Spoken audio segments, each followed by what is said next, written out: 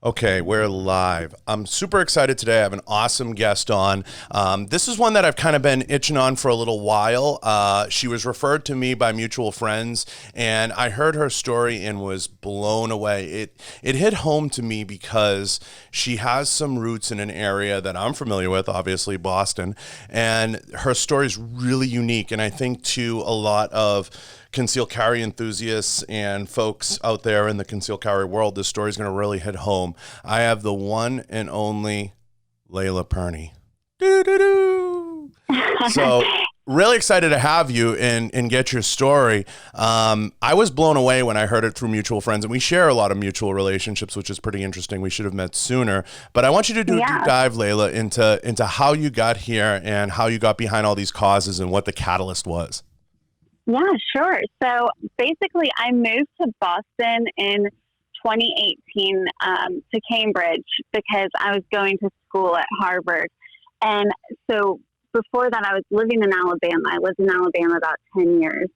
And when I moved to Boston, I thought I need to bring my handguns with me just to make sure. I mean, I'm a girl in a brand new city.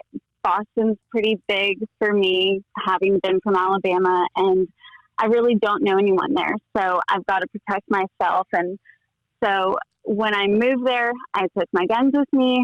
First thing I did was go through all the different regulations and laws and make sure that I was complying with everything. And I lived there with 6 other girls. They don't go to Harvard. I didn't know anybody, so I thought this is just the perfect way to get to meet people and maybe just have some new friendships in Boston. So I moved in and everything was all fine and good for the first, I would say, 2 months, I guess, because I moved there in September. And I went home to Alabama for a weekend. When I came back, my roommates confronted me and asked me if I owned any guns. And I said, well, yes, I do. And they said, well, okay, we're glad that you told us the truth because we already know that you do. We searched your bedroom and we found out that you have guns. Wow. My response was, okay, well, one, why did you search my room? That's really bizarre. But also, 2, who cares? It's nobody else's business but mine, what is in my room and what's, hidden and secure in a locked container. That shouldn't be something that they should be concerned with. So their response basically was, if you decide to stay in this house, you need to get rid of your guns. And if you don't do that, then we're going to go to the landlord and tell him what's going on and try to get you kicked out. So I just said, look, I'm complying with all the laws. I didn't tell y'all because I knew where I was moving. I'm living in Boston. I know that people aren't crazy pro-gun, Mm-hmm. So I just said, look, I already knew that you guys would probably not be on board with guns because you probably don't understand, anything about guns, which is fine. But I had just met y'all and I wasn't prepared to have that conversation with you right away, right when you move in with somebody. And on top of that, I've had the background checks and taken all the security measures in order to have these guns. And y'all, quite frankly, haven't. So you shouldn't have the information that there are guns in this house because I don't know you guys. And that could be a safety threat if you do know what's in my room and how to access it. So basically they weren't too pleased with that response. And they went to my landlord and my landlord had the police come search my room. And the police said everything is safe and legal, nothing to worry about.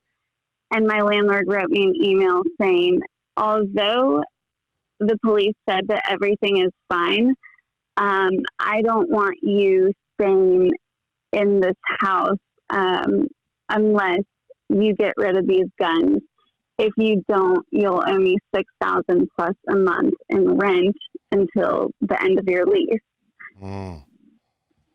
So, yeah. So basically, I was just shocked because the only reason anybody in the house was uncomfortable was because they decided to search my room. They didn't have to do that. So when they found something that they didn't like, and then they also found out that it was legal and safe for me to have guns, it wasn't enough for them to just move on with their lives. Because, look, here's the thing.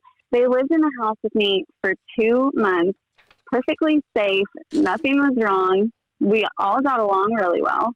But the second that they decided to search my room and find guns, it totally changed everything. And so my landlord, after he sent that email, I just thought, we're not going to do this. That's enough of this whole charade of, I mean, there was nothing in my lease that said I couldn't have guns.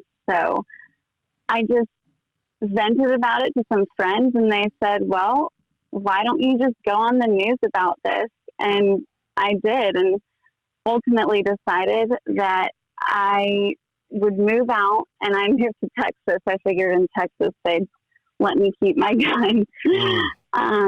So moved out, and I'm still finishing up school at Harvard in May, but it's just outrage culture, and it's just a bunch of girls who decided that if somebody wasn't like-minded and they had different views of the world and different reasons for wanting to protect themselves, then they still weren't going. I mean, it's just they don't care. It's their way or the highway.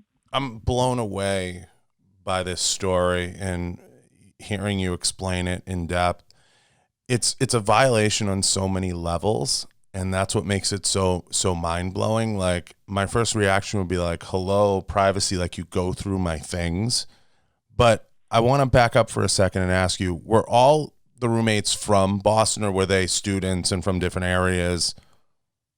So not all of them were from Boston. There was one from California, one from Maine, one from France. The Maine one, I'm surprised by that. Maine? Right. Yeah. I don't know. I was kind of surprised by that too, but hey.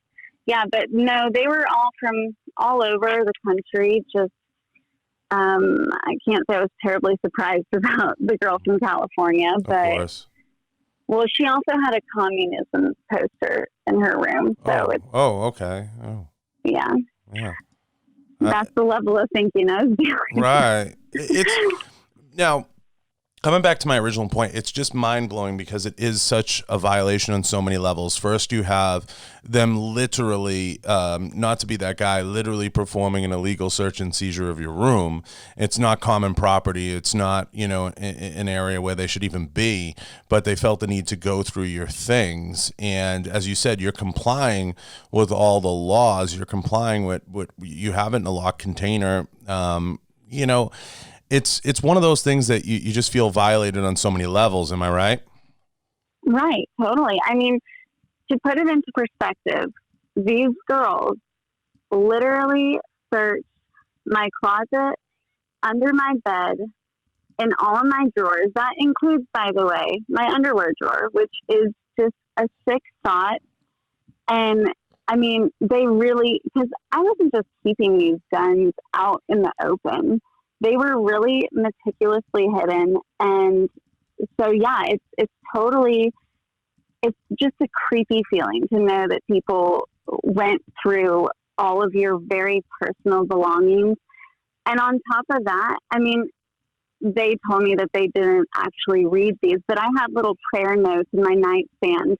And so I was asking them, did y'all feel guilty at all about going through my things? I mean, I keep my prayer notes that I don't share with any, or I said I keep my notes in my essentially a diary. Yeah. I mean, essentially. Yeah. In my nightstand. And one of them said, "Oh, well, no, we didn't read your prayer notes," before I had ever said anything about prayer notes. And I said, "So you must have, in order to have known that they were prayer notes." So it's just a complete violation. I mean, I did not sleep for nights because I just kept thinking, if I were to fingerprint this place and know that all these different people looked through my room, and on the basis of what? I mean, these girls told me, "Well, you're from the South," and this was kind of during the Kavanaugh hearings, and I guess I just wasn't very vocal about it because I knew the climate that I was dealing with.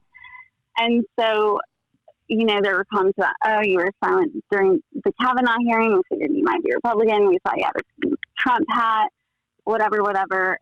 And so they decided, because of all that I should have my room searched. It just makes no sense. I'm blown away. Did you consider at all pressing charges on them? So we actually, yes, we're going to court against the 4 girls that searched my room and then my landlord also. So it's like breach of privacy. And I'm not terribly good at all the legal jargon, but it's hopefully I think it'll go in our favor. We have to stop people from thinking that they can just totally dismantle your life just because they don't agree with you. I mean, that's really what this all boils down to, is a group of people that didn't agree with one other person. And so they do everything in their power to make sure that person has to go through hell just to be able to stay in a house that I'm renting. Like, it's just total nonsense. But isn't that a sign of the times? It's I know it's easy for us that are a little bit right of center, or at least can have an adult conversation, right, about these things. And that's what I call it. It's more like, I think I look at things like Turning Point and Charlie Kirk and a lot of the different things being out there. He's not preaching a narrative. What he's saying is, why can't you sit down and have an adult conversation, right? Like, if they had all sat you down and said, "Hey, Layla, we're under the impression you may or may not have a firearm in the house. We'd like to have a conversation about that and just the storage of it. And it's for a number of reasons. Like, maybe I have, you know what I'm saying?" And you'd be like, "Yeah, sure." It's just, I think it more comes down to, they can't have an adult conversation. No, they can't. And, in fact, we had a conversation after they went through my bedroom, where we all sat down. And I said, "Look, I understand guns are a scary thing, especially the way that the media portrays them. But y'all have to understand that there are certain reasons some people carry guns with them.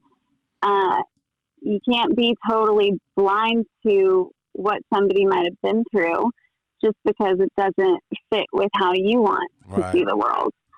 So we sat down and I said, "Okay, guns are scary. I get it.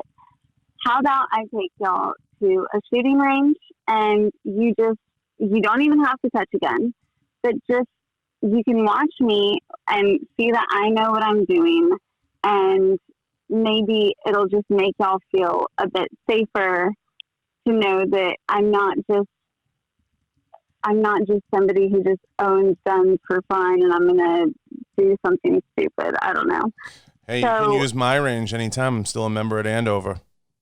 Let's do it. Yeah, Let's anytime. do it. It's yours. I'll make one phone call, so you can use it anytime. But yeah, I mean, it's crazy, because I think, coming to your point of just raising awareness to the violation of simple privacy, I think the biggest thing is just there's the inability to have an adult conversation. And right. It's this fear of even having dialogue with people. Like, these girls are just so scared that you'll tell them something that they actually might agree with, but they can't say it because they've got to be outraged about everything. That really is, like you said, it's the culture that we're in right now.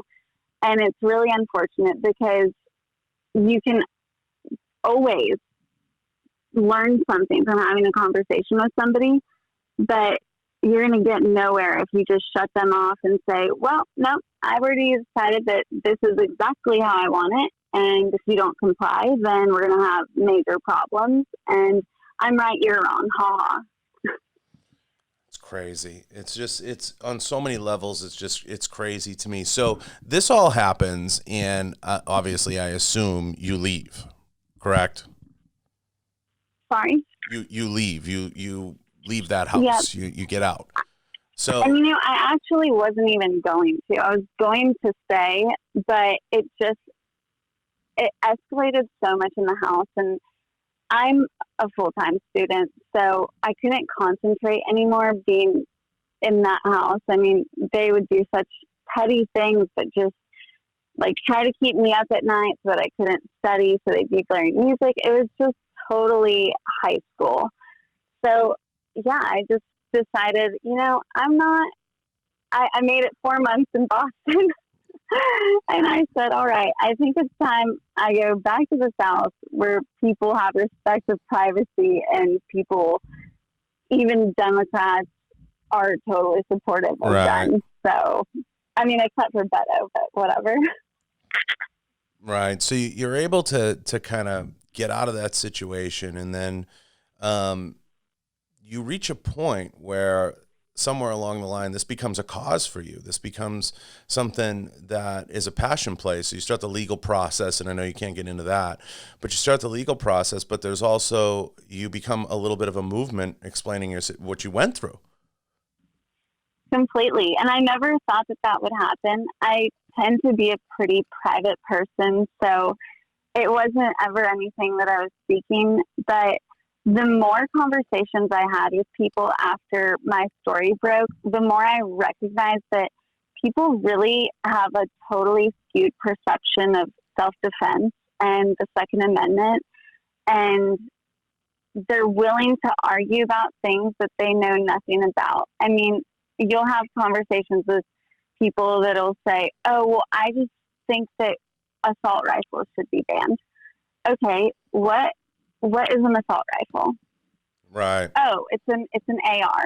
Oh, no. So you don't even know that AR does not stand for assault rifle. So it's having those conversations with people and breaking it down and saying, this really isn't as scary as you let yourself think that it is. And, hopefully changing the dialogue even just a little bit and getting people on the far left to understand that it's really an empowering tool, but it's a tool, and it's only as powerful as the person that's wielding it. So my hope right now is just to keep that conversation open and to have people understand really what it is they're arguing. Right. And that's a lot of what it is. It's people don't understand now. I've lived in areas, and because I pursued a career in the defense industry, I've been blessed and cursed in many ways, having grown up in one of the most liberal areas. But I always try to describe New England to folks that don't understand it. For the most part, when you hit Boston, yes, it's literally limousine liberals. That's what you got. By and large, you have those Lieberman liberals down in Connecticut, and it gets worse as you go south a little bit. When you go north and you start to hit New Hampshire, Maine, Vermont, to an extent, it's pretty wide open. People are very open to hunting. New Hampshire's live free or die. It's different. When you get up on the North Shore into like Charlie Baker country, in there you have a little bit, the people that are a little bit more right of left. So it opens up a little bit. Now, they'll never be true Southern Republicans in that sense, but you have a little bit different vibe. And the reason I use the term limousine liberals is they're a different kind of liberal. Like I said, you go south into Connecticut, Rhode Island, New Jersey, New York, you start to get those hardcore, as I said, Lieberman liberals, those really die-harders. In the old days, you got to remember, like JFK was a veteran, so it was a little bit different brand of liberal.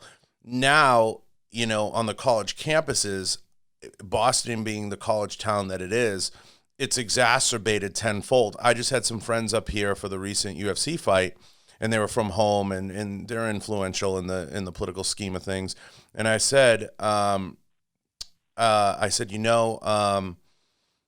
it's really tough seeing this, really tough. And they said, what do you mean? I said, I really wish that these states and some of these colleges would put a panel together and at least educate them to answer some of those questions that you're answering for them from afar. Like, do you know what an AR is? Do you know the percentage of gun crime? So to peel into that. And they said, that's a fair request. I said, that's really where I'm at, Mm-hmm. Yeah. And it's tough to watch, it's tough to see play out and have to see you fight those battles. Exactly. But, it's an important battle to fight because ultimately, you have people now that are just opposed to the Second Amendment, which blows my mind. They really want to abolish the Second Amendment. And a lot of people don't understand why the Second Amendment even exists. So it's obviously we have an education problem in history classes for sure, but people are also, they're under the impression that, there's nothing bad is going to happen in the U.S. And typically liberals are for, bigger government control. So they think, okay, we'll give the government all of this power and control. And then we'll also ask that the government takes away our guns. Awesome idea. And it always cracks me up because when people say that, Trump is such a dictator and he's just totally awful and wants to take over the U.S., wants to stay president forever, it always cracks me up when people still say, yeah, but the government should take away guns. Because it's like, okay, so you hate Trump, you think he's a dictator, and you think that he should have all of our guns. Awesome. That seems totally logical. Yeah, I agree with you 100%, but here's the $1 million question. I want to get your thoughts on it. How do we fix it? I think that it starts in education, honestly. So I have this thought that we need to take back the school boards. The left has totally indoctrinated the schools, and kids are not being taught the basic fundamental principles of why we have a Bill of Rights, why things like freedom of speech are important, and why you shouldn't aim to stunt anybody's speech, even if you don't agree with it, and why the Second Amendment matters. So I think right now conservatives should be pushing to get more conservative-minded people on school boards so that we can at least have some power back in the school system and in the education system, and make sure that we're safeguarding kids from learning things that are not true about, our basic fundamental principles. So that's well I think said. it starts with education. Yeah, that's well said. It's just how do we get it? The conversation is Turning Point the answer? Is it a combination of things? How do we get the dialogue to at least reach a pitch where these conversations are having and they're being absorbed? You know what I'm saying? Like they're actually taking them in. How do we get it there? That's always my question, especially seeing like what Charlie's doing and seeing what's being done at the campus level. It's right. How does it go from screaming and yelling to an open and honest dialogue? Well, that's the thing. You've got to have people that are willing to even listen. And, truth be told, I don't know how you combat that. But I think that Turning Point does do a really good job of getting out there onto campuses that are very, very, very liberal. And still, you'll see videos of Charlie Kirk sitting there getting completely yelled at by people, being called names, just ridiculous behavior, but he always responds with facts. He never attacks the person that is disagreeing with him. And I think that that's something we should totally be embracing, is just not taking any of those comments that people make personally and just always responding with factual evidence and saying, okay, yes, So you might think that I'm a racist, a bigot, a sexist, whatever. But here's the actual fact. And what do you have to say about that? Now, you're not always going to get a response where someone says, well, okay, there's that fact, and let me respond to it, because typically what's going to happen is they are going to say, well, that's not even true. You must have gotten that from Fox News. Anyways, you're a racist, because that's always what it goes back to. If they can't disprove what you're saying, then you're immediately going to get called a name. And it's typically going to have nothing to do with the conversation that you're even having. So I think it's just tough skin, you know. It's important, because here's the way I see it.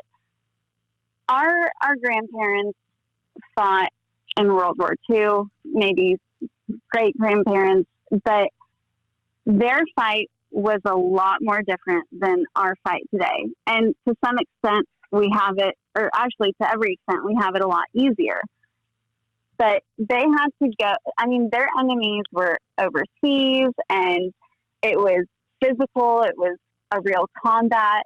Here, right now, what we're dealing with, our enemies are our fellow citizens, and it's because they're not understanding our basic principles and our basic foundations. And so our fight is just having that open conversation and being aware that when you do speak truth, people will attack you. It's unfortunate. It's an unfortunate fact, but if you have any love for this country and you want to see it continue to succeed, then have that open conversation, as uncomfortable as it might be, because you might teach somebody something. You might shape their thoughts a little bit differently, and it's worth the fight. It really is.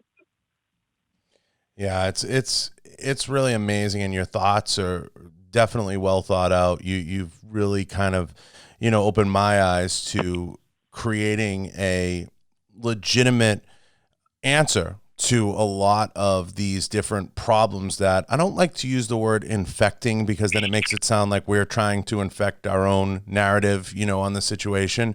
But I think you're absolutely right. It's about laying out a path, laying out a plan, explaining with confidence all these different things, and saying, if I'm complying with the law, or I'm doing all things right, and I'm trying to do all things above board, why am I being punished for that? Right? Like why am I eating shit for that in plain English? So you're really kind of like, I'm in awe over here, kind of taking it all in, because we're in an interesting time. And in many ways, I've read a lot of articles about what went down. I try to explain this to people. We live in an era in a gun culture where the permit is issued by the state. It's decided upon by the sheriff or the chief of police in the county, and you take a class given to you by a civilian to obtain said permit. Who wants the responsibility? Nobody. Everybody wants to pass the buck, and nobody wants to step up and have real conversations. And I recently did a podcast with Jason we met of NRA Isla, the head guy at NRA Isla, and we talked a lot about national reciprocity and things like that. They've created a culture where the laws and the confusion and everything that comes along with it is so convoluted and so confusing and so,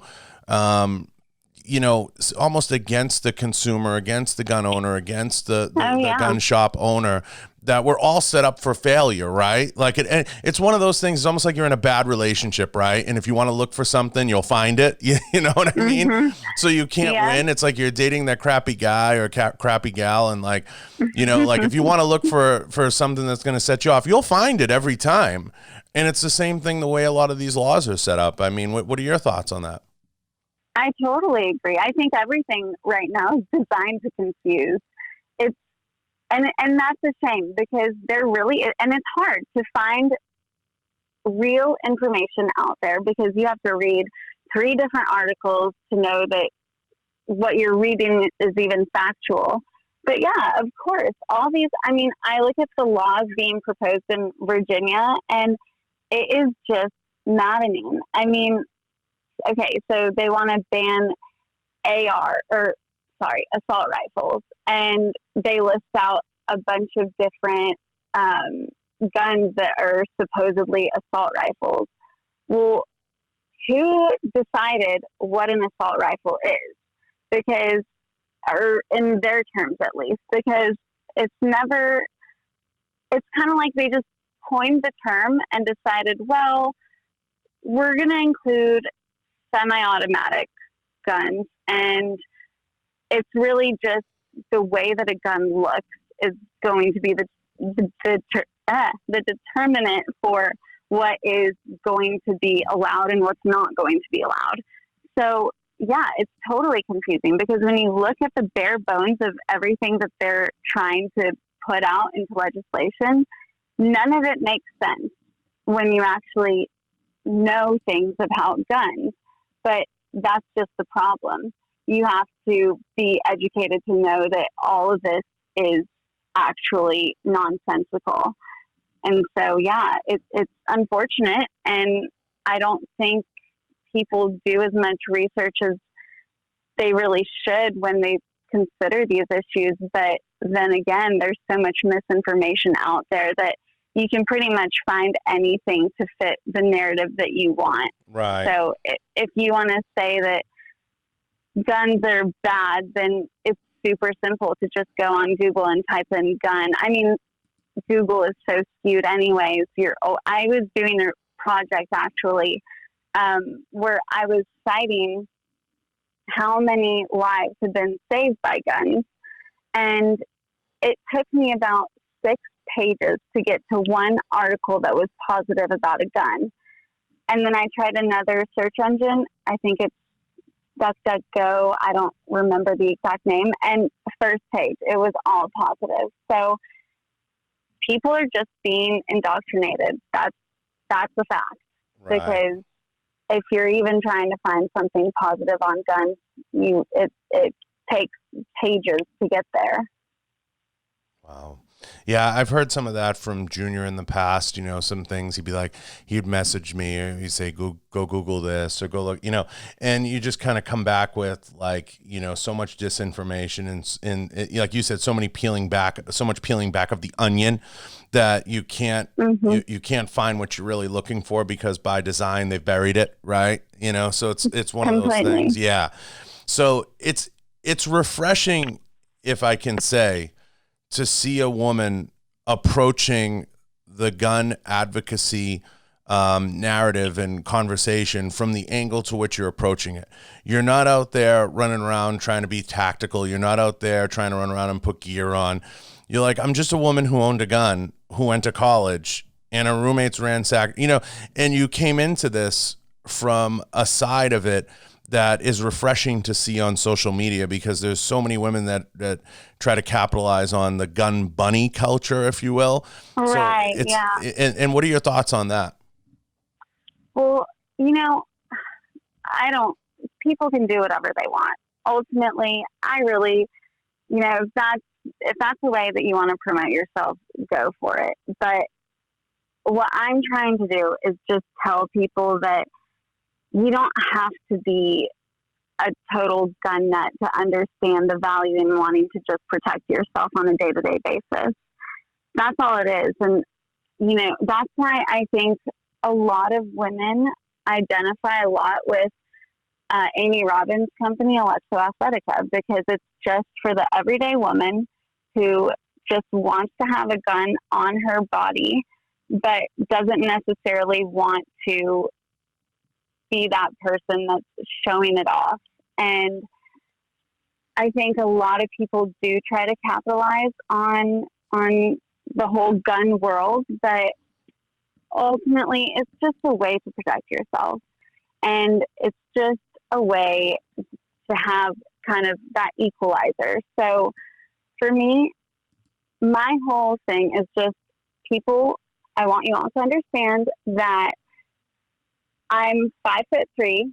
I weigh about 110 pounds, and I want to make sure that wherever I go, I'm going about my day safely. And that should be of nobody else's concern, because I've passed background checks. I've done the whole, process of being able to get your concealed carry. So people need to go back to minding their own business and just being more accepting of the fact that, yeah, women tend to get attacked far more often than men. That's just a fact. So why don't we, instead of just blaming culture, blaming society, why don't we actually do something about it and help them arm themselves and fend off those threats? Yeah, it's so true. And, hearing you bring up Amy's name, and I told you, Amy and I, we were talking offline, hit it off the moment we started talking, because it was so refreshing to chat with her. And, I know she'll probably listen to this and see her brand. And she was very forthright. She was like, I came into this from the fashion industry. She's like, I just looked out there and there was nothing out there for women. And I think, if I may, Layla, and I want to get into this, I think that's what the industry needs. I think the industry just needs to evolve. And what tends to happen in the firearms and defense industry is you get into these, these periods of time, whether it's post-war or when a lot of folks are coming home, and you have this flood of, whether it's instructors, type A's, all these different folks, and they all want to start up, whether it's training company, all these different things. And that's great, and we need that. But what it causes is some of the industry, any industry's natural growth to suffer, because it kind of becomes like one of those industries where people don't want to get into it, or they're afraid to get into it because they're like, oh my God, I have to be this, or I have to be that, or I have to be, you see what I mean? It becomes a very like a measuring contest. And you want to say to people, no, that's not what it's about, right? I took a lot of heat in the beginning because I was bringing a lot of fitness folks into the firearms industry. Now I have a lot of MMA friends that I tried to bring into the firearms industry, but I tried to explain to them, this is another market. These are people that are customers. These are people that want to get out there and they want to preach the advocacy. And one of the passion plays of the podcast was to have all these people associated with the defense industry in or around it, having the foundation people like yourself, Jason from NRA, different folks, but also having on people that maybe necessarily weren't given a platform to talk about their love for firearms and training and doing different things. But a lot of that's because they're kind of like, I don't know what's going on over there. Like, I don't have a pair of BDUs. You know what I mean? So they're kind of like, they kind of look at us like, is this an industry? Now, when I got into it, I had got out of the academy and I was trying to figure out what I was going to do. I didn't know if I was going to work part-time or full-time, or what I wanted to do.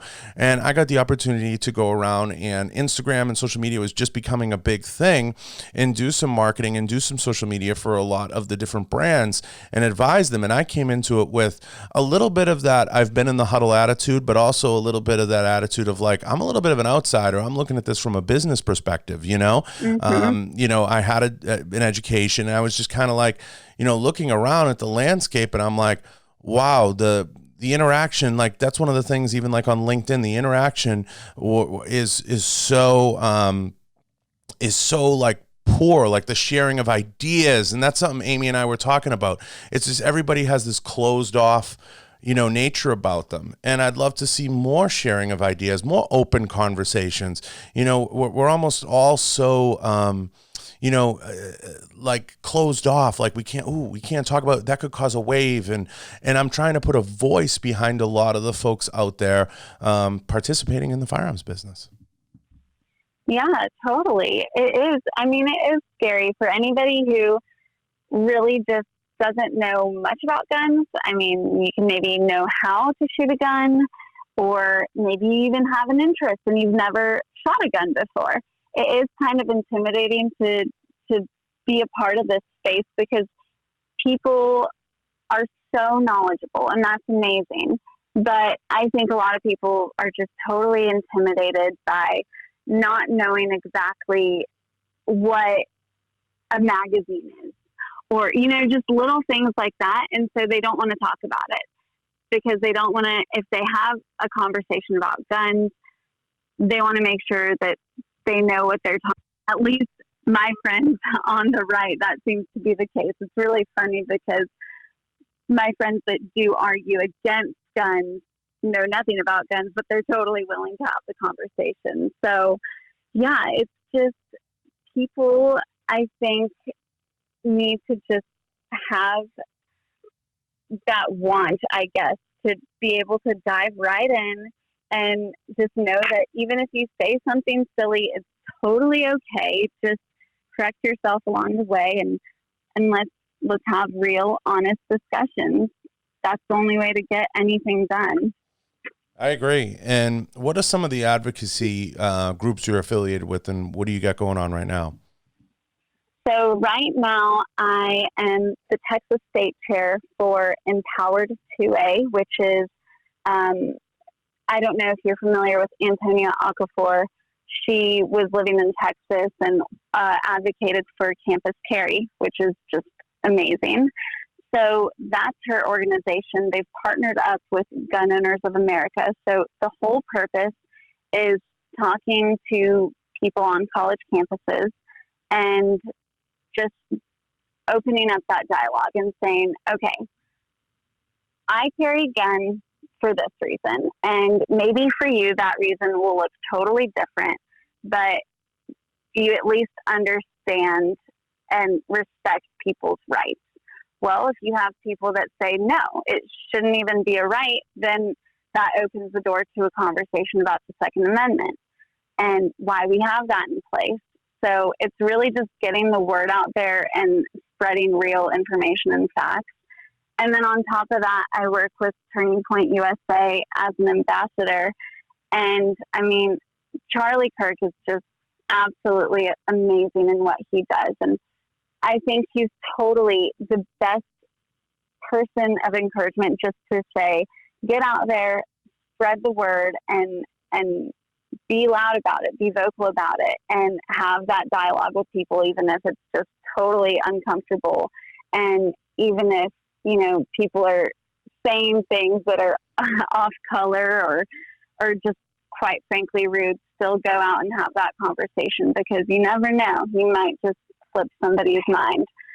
So I'm also working with Texas Young Republicans, and we're getting some initiatives out there. We're going to have a panel pretty soon with the Texas Federation of Republican Women to talk about Second Amendment rights. And so all those organizations are just good ways to open up the dialogue. But I get a lot of questions from people on how they can get involved. And I think it always starts at your local level. Like if gun rights is something that you want to support, please help us. Like the more, the better. The more people we have out there spreading the truth, the better. So find a local club that, if you're in Texas, I'd love for you to join Empowered 2A with me, but find a local club, maybe it's, because, people want to dive into things like the NRA or larger organizations like that and be members. And that's incredible. Totally. That's awesome. I encourage it. But if you actually care for this cause, then get out there and join an organization that actually goes out into the thick of it all and has open conversations with people, because that's the whole point, is opening people's minds up to what the gun world actually is, and showing them that it's been totally misrepresented by the mainstream media. Yeah, that's well said. And one of the things I try to explain to people is the NRA is a broadsword. You still need scalpels. Right. Exactly. So you can't, the NRA has taken a lot of heat, and it's become a hot potato to discuss the NRA. And I understand that. And I just recently sat down with them. And what I did try to offer was a slight bit of education of having people understand the battles that they fight at the level they fight them, at the dollar cost of how they're fighting them. And it sucks up so much bandwidth, and it chews up so much bandwidth. No organization is going to be perfect. No organization is going to run perfectly. You have to understand what the scope of what they're trying to accomplish is. You still need organizations like yours. You need organizations out there like Diana Mueller's, supporting. You need different types of organizations that can still fight these battles on micro levels and even mid levels. So we're heard at all the different stages. The NRA can't be all places at all time. I've met and sat with them many times, as I'm sure you have. They don't have the infrastructure to fight those kinds of battles all the time. Exactly. We need boots on the ground. So yeah, the real change comes from just everyday, ordinary people who care about a cause. And if this is your cause that you care about, then go out there and actually fight for it. Because if you don't, then things might start to look a bit like Virginia. And how incredible was it to see all those people out there actually taking a stand? I mean, that's the NRA can't just do that, you know? So it is important to just, if you're just a regular person and you think that you can't impact change, that is totally false. You can get out there, get with local organizations, meet with people that are like-minded, make action plans, go out there, talk to people, and be that part of the change, be that part of the conversation. Yeah. And I think you're absolutely right. And that's why one of the passion plays of this podcast has always been to get the folks on, to put a voice behind the gun, to get people talking, to have people understand that there are a lot of Pro 2A people out there. They're a little afraid to come out of their shell for a number of reasons. We call them friends of Lincoln, so to speak. They're a little afraid to come out of their shell. They're afraid to talk about it. They're afraid to talk about gun ownership. They're afraid to talk about self-defense. They're afraid to talk about training and defending themselves. And if we get to the point where we can all set our egos aside and meld a lot of these different cultures and bring a lot of these people together, we'll find more often than not that the enemy of our enemy is our friend. And in a roundabout way, we shoot ourselves in the face. And I think the biggest thing that holds our industry back, and as a guy who's worked and cashed a paycheck in this industry, which not a lot of people can say, I think is the culture of you know what's bigger than yours, so that makes me, you know, the alpha prime in the room. And it's not about that. It's not about that conversation. We're trying to have this conversation at a higher level. We're trying to get more customers to come out, more people. I love going to SHOT Show and seeing Hoist Gracie there. I love going to SHOT Show and seeing Lou Ferrigno there walking around. I love seeing these people, like Chuck Norris associated with Glock.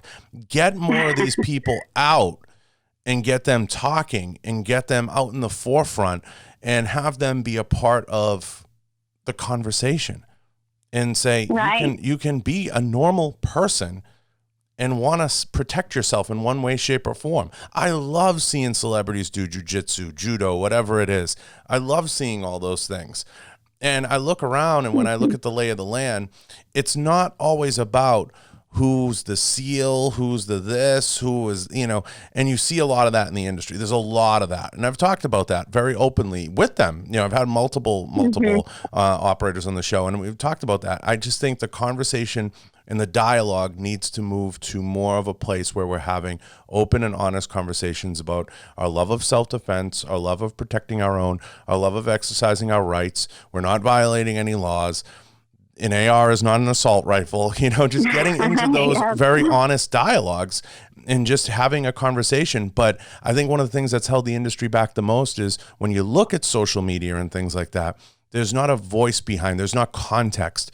So we shoot ourselves in the face because a lot of the podcasts and a lot of the different things that have come out in recent years through the industry, it's, hi, here's me with the latest Magnum. Hi. And you need that has a place, but nobody's having these conversations, and nobody has had the scope and the reach and the ability to say, you know, like I had Lena Mitchell on. Lena's just talking about how she loves shooting, how she got into the sport through her family, and just having very real talk. And I don't think that there's enough of that in this business. There needs to be more. The companies need to take a more proactive approach in it. And there's no reason why a lot of them can't just do something like this and can't have platforms like this. I look at brands like Monster Energy, and Amy and I talked about this, and I look at brands like Red Bull, and I look at many of the different debranding strategies. You go to their channels on TV. It's not about the can of energy drink. It doesn't always have to be about the gun. It can just be a conversation, and that can take us so much further. Completely. I could not agree more. I've had so many girls reach out to me and say, oh my gosh, I would have never even known by looking at you that you carry a gun. Do you actually do that? Why would you do that? And it's just funny to me because the more I think about it, and, the more we're having this conversation right now, yeah, there aren't many women out there, especially women, that are saying, okay, it's totally the norm to just want to protect yourself, and here's just one way of doing it, because it really isn't talked about enough, in a sense that's not, like, here's a super tactical, or even as you were saying earlier, the people that'll be on social media saying, hey, look at me with this awesome gun. All right, here's another picture of me with a really cool gun. What do you think of this gun? And I love that. I love following pages like that. But yeah, I think it's really important just for people who want to get the word out there about just self-defense in general, just to keep speaking up and hopefully changing the minds of those who haven't even considered taking that measure of self-defense into their own hands. Because the honest answer is always the best one. If you give a real answer and you say, geez, I just want to protect myself, or I just want to take care of myself, and I just don't want, anyone else to be responsible for my own safety, that's the best answer. Who can argue with that? Right, no one can argue with that. And I've never understood, and I'll be critical of brands I love and folks out there. I sat back, and when I started this was my third podcast, and I started this, I said, I'm going to do this my way. And I've always found historically when successful people or whoever always said, you know what, I did it my way, they tend to have the most success. And I looked at the lay of the land, and I was shocked to find that there wasn't that SIG or Smith & Wesson, any of these brands, nobody was adopting this strategy. And I said, why? If I have to sit through one more sizzle reel of someone doing a mag dump in a desert, I'm going to lose my mind. But I think it has to come from Charlie can only do so much with Turning Point. Sorry, you see what I'm saying? Like, it has to come from inside the industry. And I think that conversation had to start to happen. And that's why I love what you're doing. I think you're going to crush it. I think it's amazing. I think you have a powerful, powerful story, and I hope you keep pushing it out there. Well, thank you. I think you definitely can be someone that could make a lot of changes and have these colleges and these folks look at a lot of their policies. It'll take time. It's going to be an uphill battle. It's going to be something that, you're going to have to champion for a long time with help, with a lot of help. But I think it has to go that way. It's just my opinion. We have to get to the point where, you have a company. I'll be critical of them for a second, like Daniel Defense. I want to say to Marty, we have to get to a point where it's not about the AR. Make it a cause. We don't need to see where there's another trigger, thing. Because I watch Monster TV or Red Bull TV all day. I love seeing guys surf and see guys, and there's no talk about I had the energy drink and it gave me 2 hours of additional energy. We all know what the gun does. Can you hear the story now? So I think we shoot ourselves totally in the foot, if you're asking me. But that's where I'm at with it all, and I think we're a little similarly aligned. You're just preaching what's your right, Right. It's so basic, but just so undervalued. Absolutely. It's just absolutely insane the way that mindsets have shifted when it comes to Second Amendment issues. But yeah, totally. That conversation has to be had. And my hope is just that if I can get even just on, say, a monthly basis, just a handful of people to sit down and say, maybe there is something to this whole license to carry thing, or maybe there is something to the media line about what the implications of owning a gun might be. So it's just opening up people's minds and taking the heat, even when you really can't stand to just be berated all the time. But it's much bigger than ourselves, and like you're saying, it's much bigger than just pushing out products. It's really a movement. Yeah, and it has to come from inside the industry. And after being a CEO, after being a marketing director for multiple brands, after being a brand man, after being all these different things inside of companies, when I came here, I really wanted to build something out that people could have that open and honest conversation, tell their story and share their story, and a platform that I felt industry insiders would listen to and would participate in. So I really can't thank you enough for taking the time. I mean, we could have gone on forever. I think it's been 50 minutes. We could have went for 3 hours. I know it. And I don't say that with every guest, but we could have gone on for 3 hours about this. I definitely want you to commit to giving us an update at some point in the future and call them back in. Absolutely. Let everybody know where they can find you, how they can reach out to you, or how they can participate. Sure. So especially if you are in Texas and you want to get involved in any of this gun rights movement, please, please, please reach out to me. My Instagram is Layla Pirnie, and I'll go ahead and spell it out because my name is just ridiculously hard to spell. LeylaPirnie on Instagram. Send me a DM. I'm always sifting through the requests to make sure that I'm not missing anyone that wants to get involved.